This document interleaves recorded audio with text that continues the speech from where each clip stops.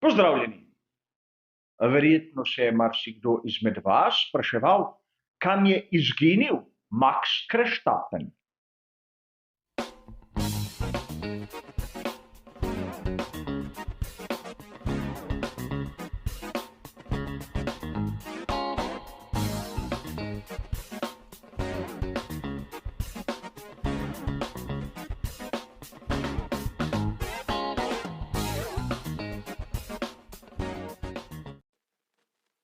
Dandanes bomo verjetno izjemno težko naleteli na ta, bodimo iskreni, izjemno nadležni nadimek. Namreč dvomim, da bi si kdo v svetu Formule 1 drznil imenovati dvakratnega svetovnega prvaka Verstappen. A še pred leti je bil ta nadimek bolj pogost kot njegov priimek. A od takrat se je spremenilo kar nekaj zadev. V resnici niti ne, kajti Max je isti, prav tako agresiven, neizprosen, željan zmag, kot je bil na začetku svoje kariere. In tu je treba poudariti, da Max Verstappen je pravzaprav fenomen. V sedežu bolida Formule 1 je bil še preden je postal polnoleten, kar je dobesedno prisililo FIA, da je spremenila pravila. In prav Max Verstappen je zaslužen, da imamo danes tako imenovane točke za superlicenco kot eden izmed pogojev. Drugi je na primer polnoletnost in tretji je izpit za B kategorijo. Namreč pri FIA so se zbali, da bodo premladi vozniki prišli do Formule 1. Ko so videli mladega Nizozemca, so se upravičeno prestrašili. Namreč Max Verstappen je dobesedno eden izmed največjih talentov, ki smo jih imeli privilegij videti v Formuli 1 najmanj v zadnjih 2 desetletjih.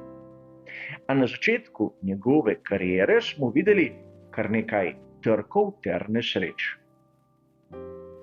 Avtorji in pisci, ne moremo jih imenovati strokovnjaki, so mu kaj hitro nadeli, ta imenujemo ga res nadležni nadimek, namreč Verstappen je nekaj, kar je vse prej kot laskavo.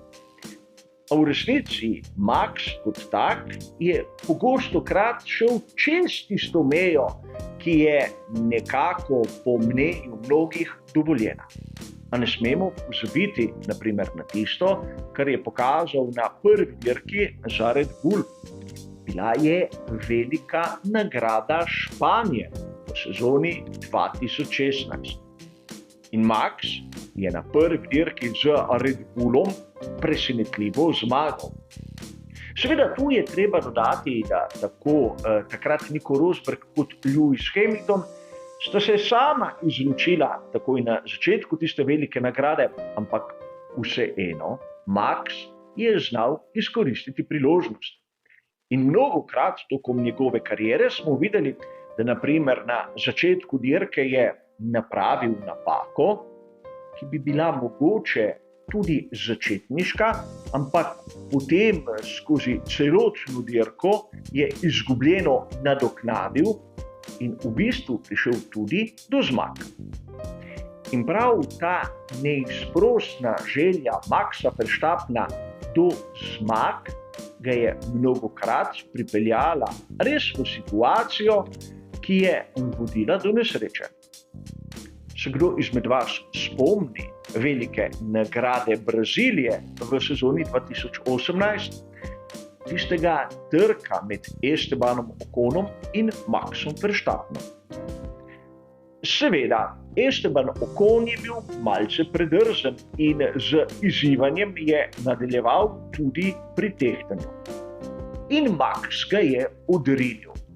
Glede na tisto, kar smo videli v preteklosti med vozniki Formule 1, je bil ta spor, recimo temu, tukaj nežen.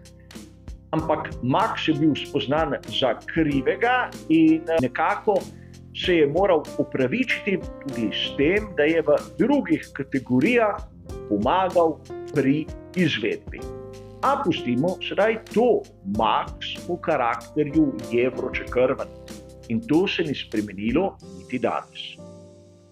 A danes ga bo marsikdo imenoval dvakratni svetovni prvak, eden izmed največjih talentov, tisti, ki ga ljubi oranžna armada. Da bi bil kdo do njega nespoštljiv, seveda ni primerno. In mi se lahko v tem trenutku začnemo spraševati, se je Max v bistvu spremenil? Po mojem se ni. Spremenili so se tisti, ki so ga kritizirali. Kolikor se kdo spomni, nekateri šaljivci so ga celo primerjali s pastorjem Maldonadom. Kajti po mnenju mnogih je pastor Maldonado nekdo, ki v svoji karieri Formule 1 se je neprestanoma zaletel v svoje nasprotnike. A po drugi strani pozabljajo, da pastor je eno dirko celo zmagal. A Max Verstappen je dokazal svoj karakter še v sezoni 2022. Namreč dobro se spomnimo njegove radijske komunikacije, ko ni hotel pomagati moštvenemu kolegu, kar je del njegovega karakterja. In seveda razumeti moramo, da njegov oče ga je vzgajal na prav poseben način.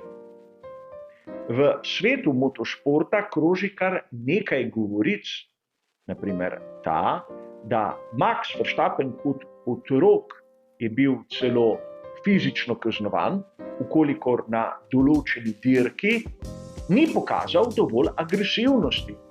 Ni bilo bistveno, ali je dirko zmagal ali ne. Važno je bilo, da je bil agresiven. In tudi zato v začetku kariere smo videli takošno obnašanje. Šele daljnovidnost Christiana Hornerja in predvsem Helmuta Marka mu je pomagala malce dozoreti. In seveda dejstvo, da sta oba glavna odgovorna pri Red Bullu dobesedno odmaknila Josa Verstappena. In sedaj lahko vidimo, kako se je ta modra poteza obrestovala. Moramo se zavedati tudi enega dejstva, da danes je Max junak predvsem zato, ker zmaguje. Namreč vsi tisti, ki mu pojejo hvalospeve v tem trenutku, se znajo jutri kaj hitro obrniti, ukolikor Max bo naletel na slabši bolid, slabšo sezono ali kakšno drugo težavo.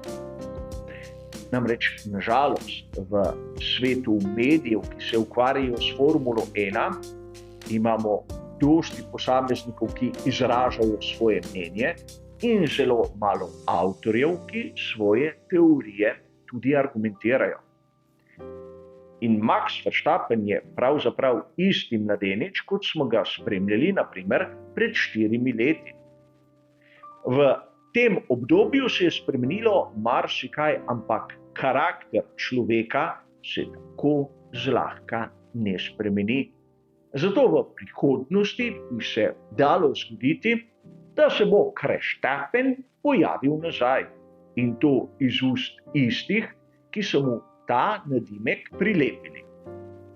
A to nam zopet pokaže, da mnogi, ki se ukvarjajo s Formulo 1, gledajo samo na to, da ustvarjajo zgodbe in jih ne pripovedujejo. In to konec koncev ni dobro. Za danes bo pa seveda to vse. Hvala za vašo pozornost in nasvidenje.